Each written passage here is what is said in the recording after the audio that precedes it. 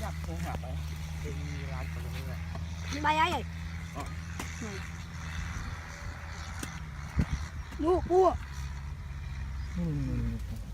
Nó cua. Lý do. Rồi nó nè. Nó cho nó rau mà. Ơi.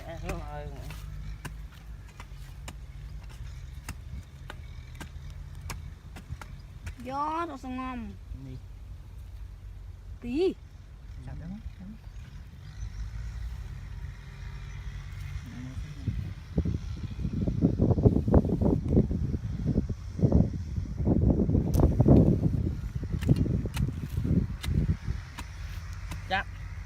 Rồi.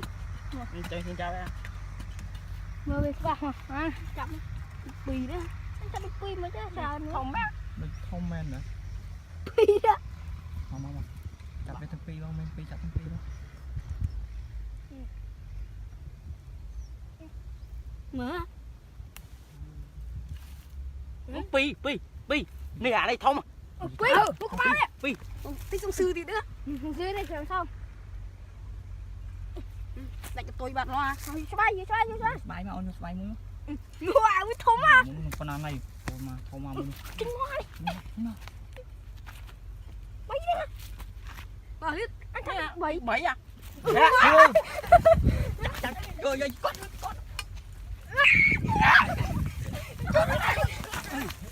Trời con. Chặt không? Lên. À coi đá đi. Chi cái nào? Đá đi. Chặt mà. Chặt to cho nước vào chặt.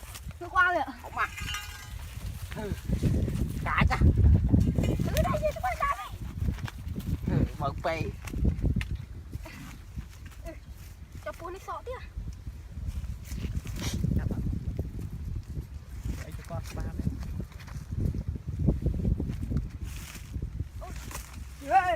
Chặt vào tôi về chọc rồi. Cái tay na này đuổi này. Chọc chết chưa? Chọc chi. Không mà. Thế này chọc cái tôi anh này chọc đi. Tôi phải Bởi vì là anh là thử cái tầm sau anh độ đi mấy. Đó lên. Rồi mà tặng ra. ba về. Đánh tươi thôi. Tao bắt đi. Ê. Hả? Không ăn à? Đánh nào? Vắt. Ê, chứ mày. Đi chớp á. Đi chớp á. Ngoạc ở đây ngoạc. Ê, ra. Chắc không? 50 triệu. Cả ba đấy. Không có bơi. Không mà. Nó đánh vào mà sớm ơi nữa. Không chơi mà. Không rồi mà ngay á. Chụp pi.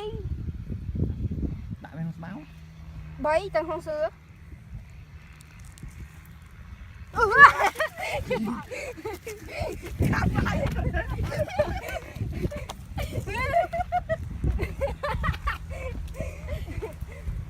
Ê, chậm thưa.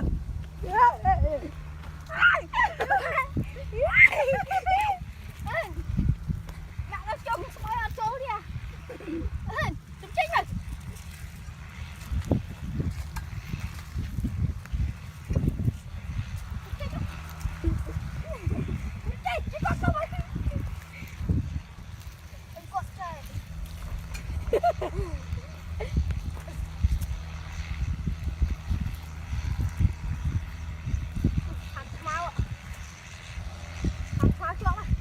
Thì ai chăm không? À, mọi người.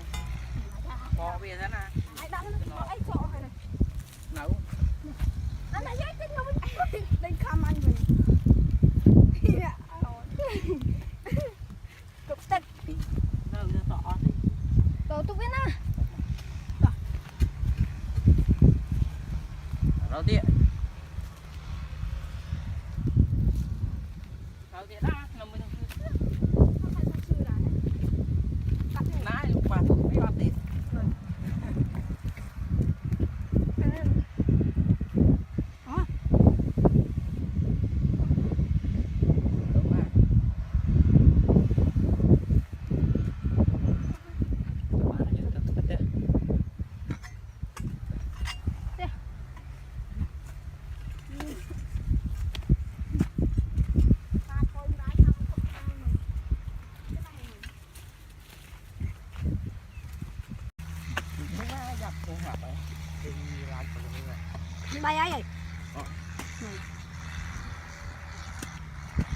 Bùa bùa Ừ. nó bùa lý do Sao à rồi nó nè. nó cho nó rau mà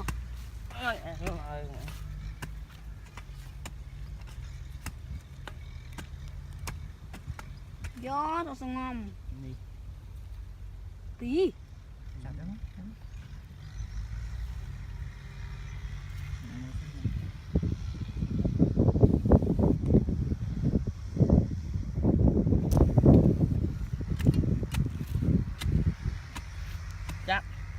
ngon chơi xin chào em mơ về các bạn ha chậm bì đó nó chậm bì mà chứ sao nữa không bác Nó không men nữa.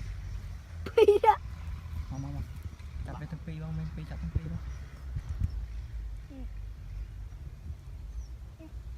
mở